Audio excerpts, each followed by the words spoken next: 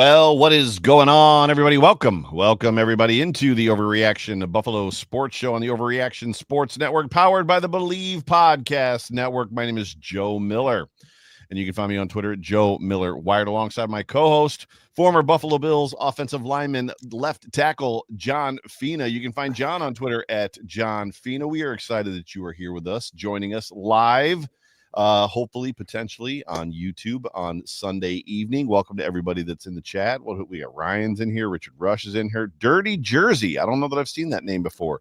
I love it. Yeah, I see Robbie's in the chat. Maybe I wonder if Dirty Jersey is I wonder if that's Deion Dawkins, because isn't he from New Jersey? Maybe. It sounds like a name that he would have.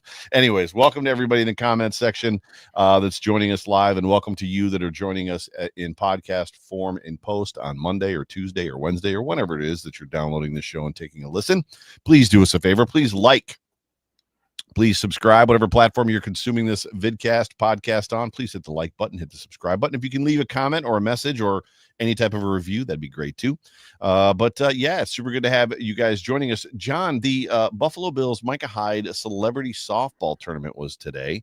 Have you ever played in any type of like a celebrity, other than golf, celebrity tournament thing? Have you ever done softball or anything like that? Oh yeah, we used to have one way back in the day. Bud Carpenter used to throw the pitches to Steve Tasker, and he'd knock him out of the park. He was always the home run leader. And then the secret got out. You know, Bud Carpenter would throw with a little bit more velocity for Steve. So obviously, energy, right? Energy. Right. Is not what is that? It's never destroyed, right? So Steve would just whack them, and then the upcoming guys would get these lobs. So it was just all muscling it out of the park. That's awesome. Good times, though. Good times. That's fantastic. So yeah, I played a lot of softball after I left high school. I have a core memory of Coach Manos, our varsity high school baseball coach, my senior year, as he was addressing the team. Right now, the cuts have been made, and you guys are the guys on the team, and some of you are going to play a lot this year, and maybe go on to play in college, and then some of you are going to end up playing in beer leagues, softball. Yeah. And I was like, that's me. And those guys were the real winners, right? Oh, beer league. What are you talking about? Like I make it home and somebody's got a cold beer in the dugout. No, a beer league, meaning that most of the time, most of the players, dude, they're the greatest weekend warriors on the planet are beer league softball guys. Like all of them think they're like world champion boxers. Like they know more about base. You'd think that all of them played in professional sports at some point in their life. Meanwhile, they're all the guys that couldn't make it. It was always ridiculous just playing on those teams, those leagues, and just being like, "Could you settle down, bro? Like, this isn't that serious." There's no settling down, Joe. Pretty much. Full speed. Yeah, pretty much. Well, we are going to have a conversation here on this episode of the Overreaction Buffalo Sports Show just about wide receivers. And is this wide receiver group ready for prime time? Brandon Beane made the rounds last week, starting with WGR 55. It's been well spoken about. We haven't talked about it here because it happened on Monday after we did our show last week on Sunday. And then he went to Pat McAfee. He was on One Bills Live. He was on with Tyler Dune on the Go Long, I think, podcast, as far as that goes. And he had a lot of comments, and it all stemmed from his reaction to Jeremy White and Joe DiBiase talking about being once again back on the wide receiver train because they didn't feel like the need was addressed. But we find ourselves deja vu all over again, right? I feel like we're in a similar spot, John, to where we were last year. Bunch of wide receivers. The difference being that there's several guys this year that Josh Allen has thrown the football to, whereas last year it was just one. And how quickly we've forgotten. Last year at this time, Josh Allen had 7 or 8 wide receivers on his roster, maybe more, 9, of which one, Khalil Shakir, had caught more than like 2 passes from him, which is pretty insane. Similar situation this year. A lot of new guys. But Brandon Beane has made the comment, at least he did last week, and I'd love to get your take, that there's more talent in the room this year than there was last year. And last year, the Buffalo Bills produced the NFL MVP in Josh Allen, and they also tied like an NFL record 8 straight games with 30 points or more in a game. Do you agree with, before we get into the breakdown of the players, do you agree with him that there's more talent in this wide receiver group right now than there was last year? Yeah, at the risk of being controversial, I think it's a fair assessment.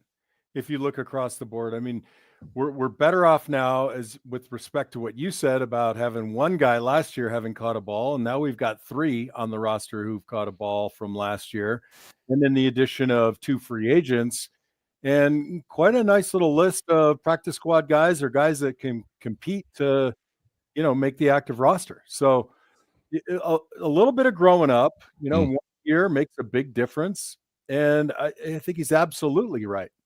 Yeah.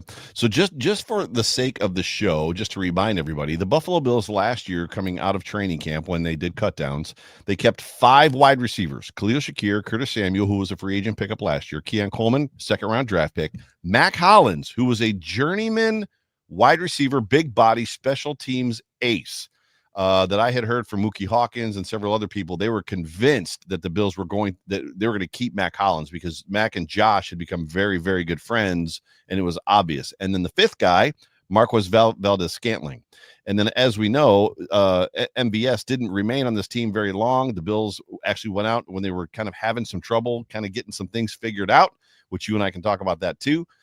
They went and they got Amari Cooper from the Browns, and that changed the dynamic of that room, even with Amari being a little bit hurt through the season. So we're going to discuss who's on this roster right now.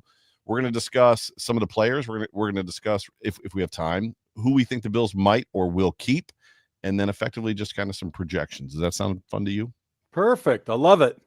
Awesome. Let's go. Awesome. Well, on the depth chart currently, Buffalo Bills, and I don't know who the number 1 is. To Jerry's point, he doesn't like the designation of a number 1, number 2, number 3 wide receiver. He just likes the fact that he wants guys out there that can catch the football. I think Jerry is very much a everybody eats kind of a guy.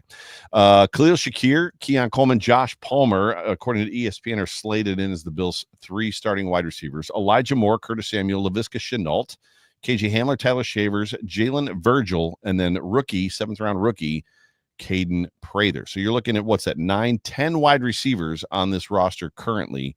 And then there's 3 undrafted free agents, I believe the Bills brought in. Is that correct? Yeah, You got the list of those guys. Kelly Akari, Stephen Gosnell. Oh, tough name there, Gosnell. And then I don't have the 3rd one. If anybody, Daniel or Richard, you can tell us the 3rd one, signed free agent. Yeah. But yes, those 2 plus a 3rd. So there's 13. There's prospectively right now 13 wide receivers on this roster. Sorry, I was reading the comment section and somebody was asking questions.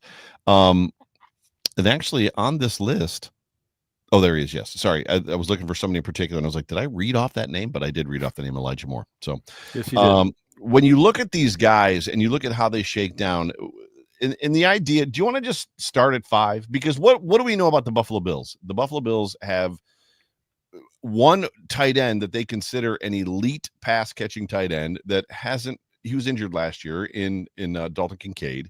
They've got a pretty reliable tight end, pass catching tight end in Dawson Knox. And then they just drafted another tight end, Jackson Hawes, to kind of fill that big body blocking role. And you can expect him to probably catch 5-10 passes this year.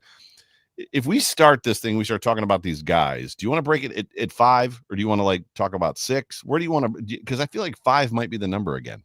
5 might be the number again, but I think we could start with 5, and then we can, you and I, if we don't agree, we can talk about why. And then if we were going to keep 6, who would you pick? Who would I pick? I think that's a great way to start. So Khalil Shakir is making this football team. Keon Coleman is making this football team. Joshua Palmer, based on the fact that the Bills, I think, paid him $11 million for this year, and the way that Brandon Beane has talked about Joshua Palmer, is going to make this football team. Joshua Palmer, let's talk about him first, though, as it pertains to just the player that he is. As I kind of went through, he's a big body, right? Not super fast. What did he run? A 4, a 5?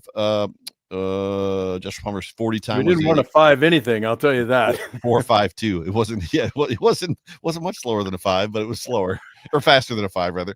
He ran a 4.52. So he's not a burner. He's not necessarily a vertical threat. Sure-handed pass catcher. He, coming from that Justin Herbert offense. As I was watching the film on him, they run a lot of concepts that the Bills run, right? So it feels like it's going to be an easy marriage, an easy fit into this offense.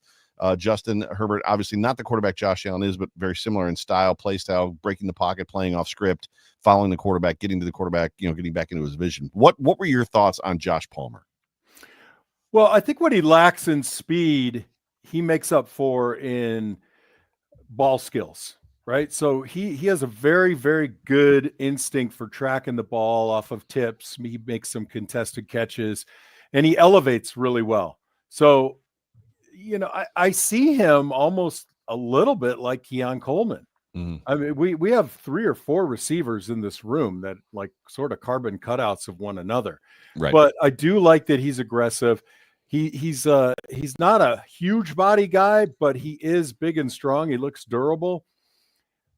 He aims downfield, right? So Right. you take a guy in the 4.5s, and what you don't want is somebody who thinks that he can make 3 or 4 moves. He's a guy that's going to get the ball a little bit like what we used to see out of Stephon Diggs, just kind of fall forward, that Thurman Thomas thing where you can turn a 3-yard gain into a 4.5 or 5-yard gain just by getting your helmet and your pads upfield.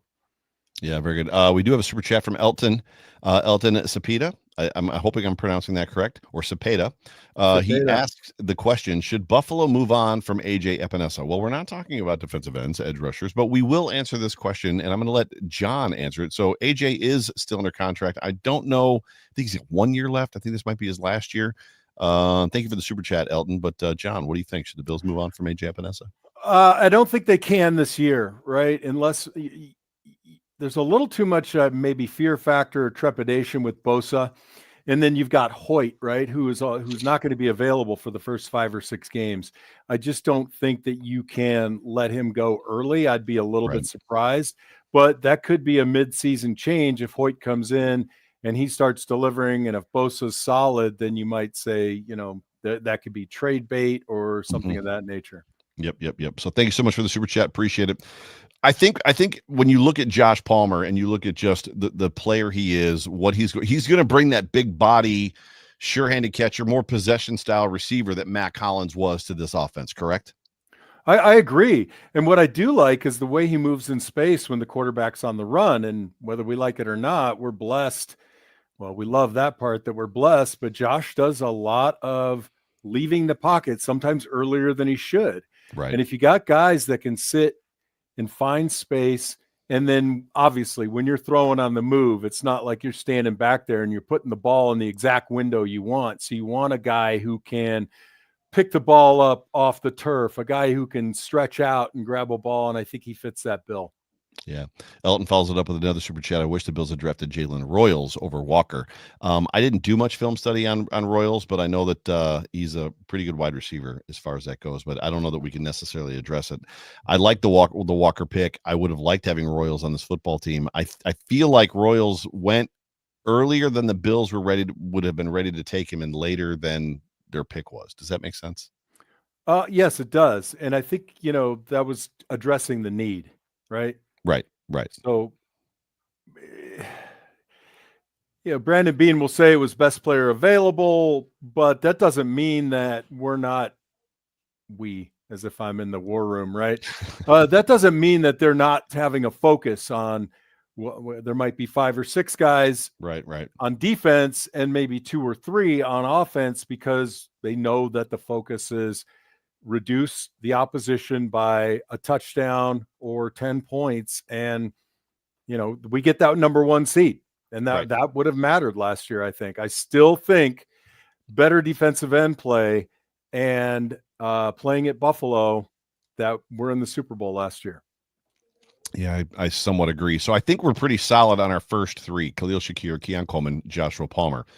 So for this exercise, which is way too early, I mean, we are months away from even camp starting. We have to go through all of the offseason, like OTA mini camps, rookie mini camps, and like the dead season, the dead period, before training camp even opens. But I think we can slate those 3 guys in pretty solidly. I'm expecting a lot from Keon Coleman this year, right? I want to see. So he clearly has the athletic capability of being someone in this league that can make a difference. There's a lot of, what do I want to say? There's a lot of not negativity, criticism, fairly or unfairly levied at him based on how he returned from his injury, his wrist injury last year. Yeah, these are growing pains, Joe. And as a second round pick, of course, we want everybody to deliver from first round to 7th round to every free agent that we keep. And, in my opinion, I love the kid. I love his attitude. He seems very relaxed. But I think in year 2 now, there's going to have to develop an amount of seriousness, Right. right? Right. And whether that injury was sort of like, holy cow, now I've got my wake up to the NFL, and he didn't transition back into the game well enough, the pressure will be on him. And I have an expectation that, he will have gotten stronger. He will have gotten a little bit more serious, and he understands Josh Allen and Joe Brady a little bit more, and what the offense is trying to do, and he's going to fold right in. But I have high expectations, just as you do. So we're gonna take these 3 off the board: Khalil, Keon, Joshua. Right. Before we get into the next level, which is effectively the last 2, maybe 3 wide receivers, I feel like it's important to have a conversation about that. Aside from Khalil Shakir last year, nobody really came to life. The offense did not come to life until a true number 1, which I know is a debatable position, moniker, title, whatever you want to call it, in Amari Cooper, showed up. There was something about the addition of Amari Cooper, and even when he wasn't catching the football, and he didn't catch a lot of balls last year, when he was on the field, he drew attention, which opened the door and opened windows for Keon Coleman, for Mac Hollins, for Curtis Samuel. They're going to be, we're going back into this with the everybody eats idea. Khalil Shakir is your clear and concise number 1 wide receiver on this football team. Is he going to be able to pull that attention, or is this going to be another one of those, we're just going to man up on all your guys and good luck beating them? I think Josh Palmer is actually a fair replacement for Amari Cooper.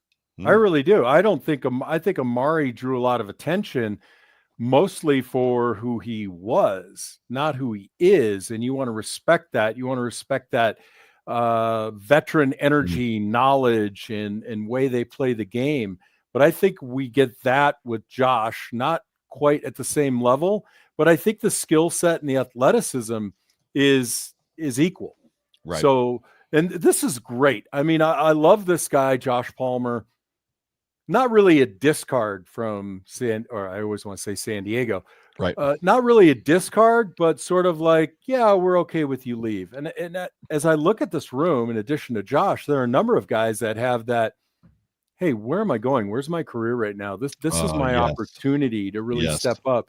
And not to say that they didn't always have that attitude, but when you're shuffling a deck of cards, and you're looking for kings, sometimes you're just drawing up jacks and queens, and you just kind of get lost in that shuffle. So I like this. I think that's a good 1-to-1 swap for Josh Palmer and Amari Cooper. And I think there's a hunger there. He's still a young guy. He's only 25 years old. Right. I'm looking up just Laviska Shenault's 40 time because I have the other guys. Yeah, what you said was right on. Joshua Palmer, 1-year deal. Curtis Samuel has 1-year deal left, or 1 year on his left on his contract. Elijah Moore, 1-year deal. Laviska Shenault, 1-year deal. And then the other guys, there's guys on this roster that have their careers essentially or effectively to play for, right? Mm-hmm. So as we get into that next tier, Elijah Moore, Curtis Samuel, I don't think Laviska Shenault makes this football team. So I'm going to, as much as the ESPN has him ranked at number 2 on the depth chart, I don't feel he's there. I feel like KJ Hamler, Shavers, even Caden Prather is potentially in that spot that Laviska's in. But to me, Elijah Moore and Curtis Samuel, Sporting News reported today, I think, or yesterday, that they feel that Curtis Samuel's the odd guy out on this roster. Curtis Samuel ran a 4.31 40 time at the combine. So the combine rather. And that's something we hear a lot about too, John, is like, we don't have any guys that can stretch the field. We don't have any burners on this team. Yeah, I see that's the problem, right? Odd man out, but they're not taking into consideration that speed factor that we don't have. And that's important. There are certain situations where you're going to run a guy down the field just to peel the safeties off, right, and work everything else up underneath. And you have to have a guy that has that threat. So this was a pretty easy list of 5 for me to come up with. And my last 2 are Curtis Samuel and Elijah Moore. Right, but I disagree. I feel like the Bills have speed. Elijah Moore ran a 4.34. and Curtis Samuel run a 4.31. Like, these are two guys that can move. I mean, verticality is different. I mean, obviously Gabe Davis, we saw Gabe Davis get vertical with a 4.5 40 time. We know that Stephon Diggs had verticality ability because he could get deep as well and outrun defensive backs. But if you're looking for a guy to just run a go route, either of these guys can do it. And when you come off of what Brandon Beane said about Curtis Samuel last week and his excitement about him being healthy and having a healthy Curtis Samuel on this team, and what we know about the history that Brandon Beane has tried to make a move to get Curtis Samuel before Washington got him, like Beane was chasing him down and couldn't get him. I feel like there's no way that Curtis Samuel gets cut from this football team. Oh, I agree. I just agreed with you. Yeah. I think the five are pretty well set. You brought up KJ Hamler. He hasn't seen the field in quite some time, right? No. And I just not sure if just being in the meeting room is enough at this point. You know, he's 26 years old, which he's still very young. We've been able to hide him and keep him. I don't know.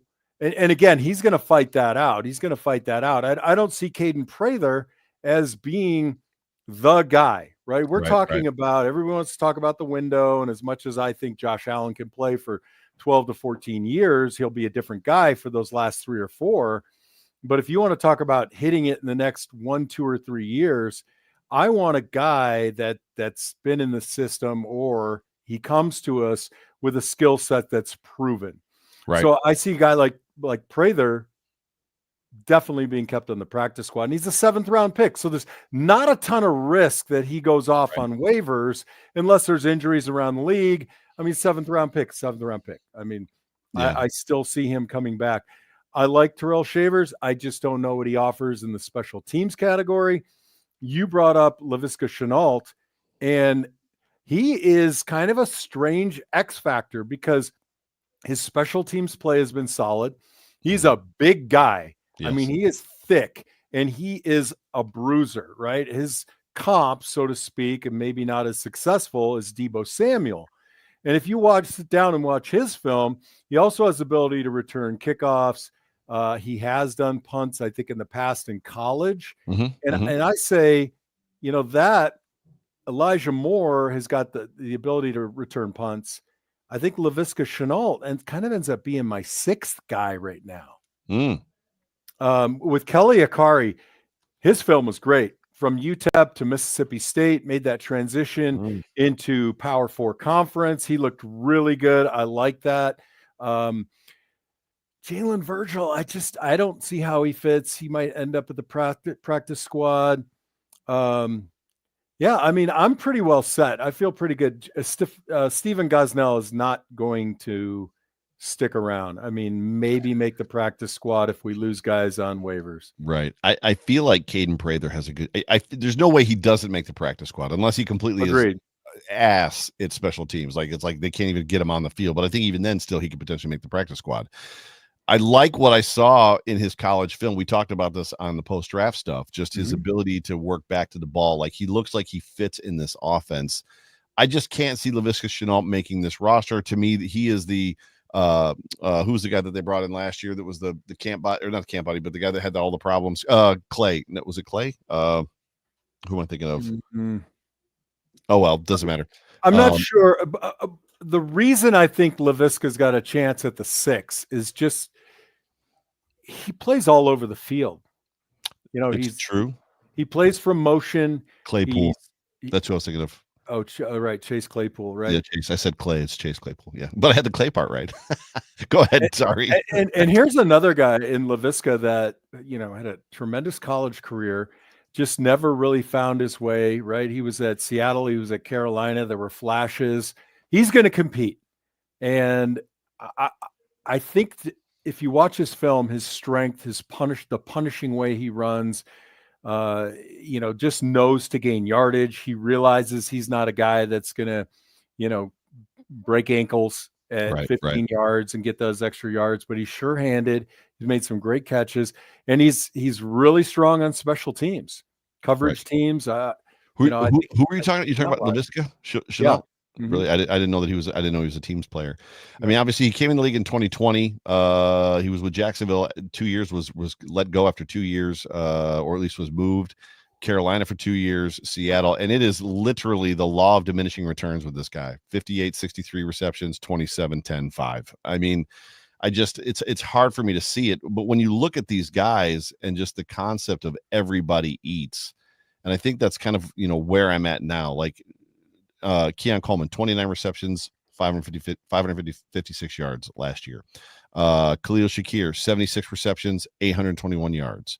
Curtis Samuel, what do you have last year? He had 31 receptions, 253 yards. Yep. Elijah Moore, 61 receptions, 538 yards. Like, somebody's going to have to come out on top. Joshua Palmer, 39 receptions, 584. I mean, altogether, you've got 2,500 receiving yards, right? 3,000 receiving yards between all these guys. There's not just one dude, Stephon Diggs, taking up 1,500 yards, right, and the other ones are getting 300. I mean, if you want everybody eats, you've got it. But I still, as much as you said you have belief in Joshua Palmer, kind of pulling that coverage and that attention, I just have a hard time seeing it, John. I have a hard time seeing it without a dude out there that can literally make defenses want to stop that person. And maybe it's Dalton Kincaid, right? Maybe this year it's Dalton Kincaid. Well, and that is the X factor. We're talking about wide receivers in this particular Overreaction Buffalo Sports Network podcast. But our quality at tight end is strong. Now, Dalton Kincaid did not have a banner year last year after having a pretty damn good rookie year, right? PCL injury, right, is what it was.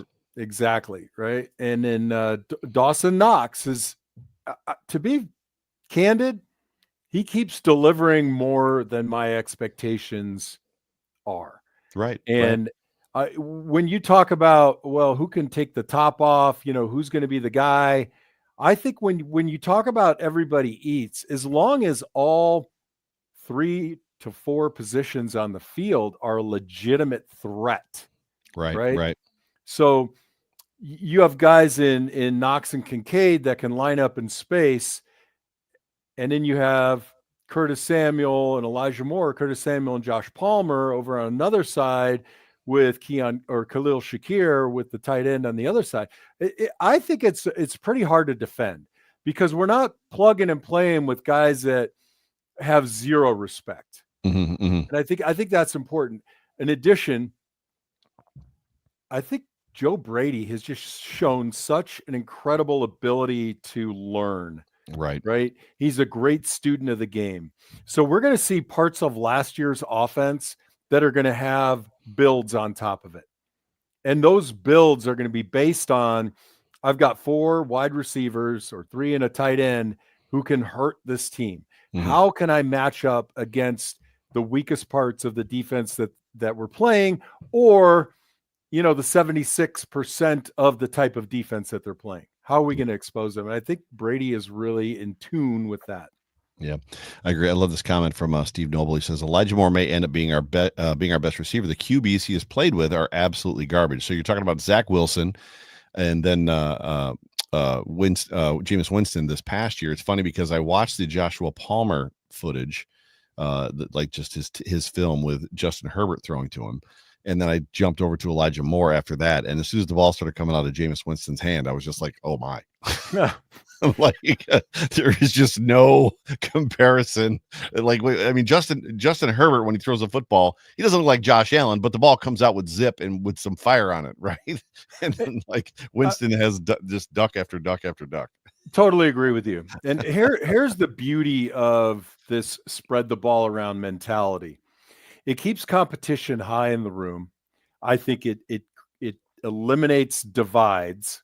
Everybody can more or less agree, Khalil Shakir is going to be a little bit more of a focus, but he's proven that he is not a diva. So he's incredibly humble. Incredibly humble. So what you have in a group like that is a diminished requirement to send the ball to a specific guy. And when you're doing that, it's more than just, we got to throw it to this player on this play because he's got to get his targets or we're going to have to deal with him for the next 5 days in the locker room. When you have that situation, you have to game plan for that situation. Right. I've got to get the ball to Jamar Jamar Chase, right? Right. And typically that works. But that pulls focus away from a grander philosophy. And like it or not, we sat here a year ago and said, we've got one wide receiver that's ever caught a ball from Josh Allen. What the hell are we doing? And look where we ended up. Right. And then I want to address the Mac Hollins situation. I love Mac Hollins. I was always a fan, and I think he over delivered based on expectations. Seems just a great guy to have in the locker room, great personality. The skill set, I think Elijah Moore, it brings better, right? So if you take Josh Palmer and you say he replaces Amari Cooper, does Elijah Moore replace Mac Hollins? And on the field on offense, you can say yes. On special teams, you might say, well, maybe not. But is Jackson Hawes the guy that replaces Mac Hollins? Not one-to-one, but energy, quality, results in a different sort of position. Guys slide over in special teams. I like everything that Brandon Beane and Sean McDermott have done to pepper through the roster guys that fill various special teams roles, but also are reasonable threats, are reasonable outlets or targets on offense. Yeah, it's not talked about enough. I'm sure that it is talked about or somebody has had the thought before, but when you look at the roster construction on offense for this Buffalo Bills team, and you look at it was somewhat chirped by Brandon Beane last week, as he talked about just the New England Patriots winning Super Bowls without an incredible wide receiver. I think we talked about it like the best wide receiver they ever had in Brady's time was Randy Moss, and they didn't win a Super Bowl with Randy Moss. And Randy Moss is arguably one of those elite wide receivers that has a bit of a chip, right? A little bit of a diva mentality. But when you look at this offense, Josh Allen, Tom Brady, I'm not saying they're the same player, Josh Allen, Tom Brady. You look at like the number one wide receiver on this team, Khalil Shakir, Julian Edelman, and then a bunch of other guys around him. Rob Gronkowski. I said Steve. Rob Gronkowski. And while Dalton Kincaid is not Gronkowski, there's an expectation that he's going to be that pass catching tight end, right? And a good offensive line in front of him. It feels like the Bills, whether by accident or by design, are trying to mimic what those Patriots offenses looked like, that basically they just mauled people. They just ran over. People couldn't stop them. It was all about sustaining drives, right? It was all about creating a consistency that caused defenses to just get flustered, to have a problem. We would look at the roster of the Patriots every year and see the guys that they sign, and much like the Patriots fans, we must have been like, who, what, where'd that guy come from? Right. So if there are so few guys like Jamar Chase and a few others who are just going to come in that are just going to demand and change the game. And if you try to force somebody into that role, if you try to force a number one where there is no legitimate number one, you're creating a whole host of other problems. You create that frustration.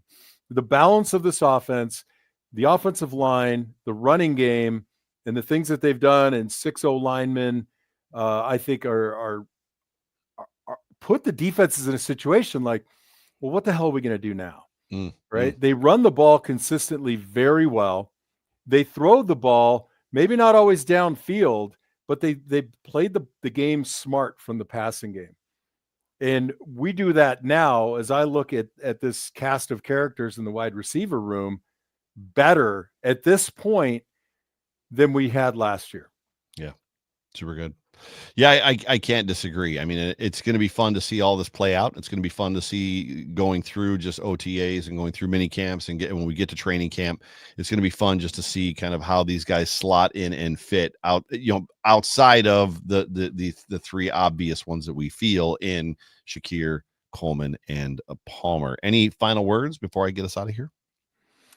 I just think it's going to be a fun training camp in that room. There is going to be high competition. And although I said Curtis Samuel is going to make this team and, the 7th rounder Prather maybe has a chance, you're going to see some fun stuff from this kid Akari. And in addition, you got Jalen Virgil, right? You got Terrell Shavers, you got KJ Hamler. Right. Like people that live in the Rochester area that get a chance to get to this camp, this is where they're going to be watching, right? They're going to be watching this competition 1v1 against the DBs in team. Who's getting the most reps? I'd like to see rep counts for the wide receivers in training camp. There's going to be a high priority for all these guys getting into the training room, staying healthy, because as we saw last year, I think it was MVS ended up with kind of a little bit of an injury in training camp that really gave him no chance because the competition was so high. Availability meets opportunity, and this year I see that being a greater impetus for the level of competition in this room.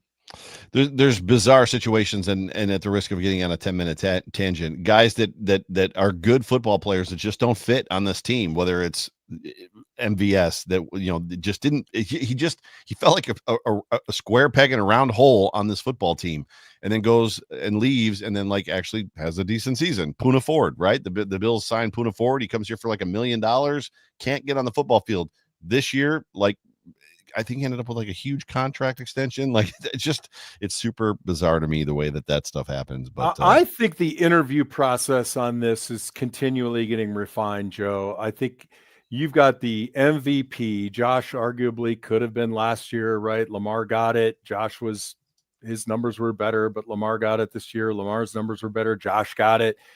Guys that come here, you have to get the questions out that get a feel for, do you understand the opportunity? Guys that want to be in this offense who can understand, like, hey, I'm playing a role, and that role from time to time will be 5 or 6 catches in a game, and sometimes it's going to be 0 targets for a couple games. Right. For a couple games. Awesome. Ladies and gentlemen, thank you so much for tuning into the Overreaction Buffalo Sports Show on the Overreaction Sports. That's sometimes a tongue twister. Overreaction Sports Network on powered by the Believe Podcast Network. My name is Joe Miller. That there is John Fina. Jerry Ostrowski is not with us. He's off having some personal time with his family, enjoying his time off, but we missed him. And if you're on Twitter, shoot him a message. Let him know that you missed him. What do we got? We're supposed to have Chris Trapasso on Tuesday for On the Beat to talk about the Buffalo Bills draft class. And then Wednesday, the Big O Show. And of course, every day, the Overreaction Buffalo Daily Report. Make sure you tune into those super short snippets of just what's going on at One Bills Drive. But for me, for John, for Jerry, for all of us here at Overreaction, we love you guys. We appreciate you. Go Bills. Go Bills. Go Bills.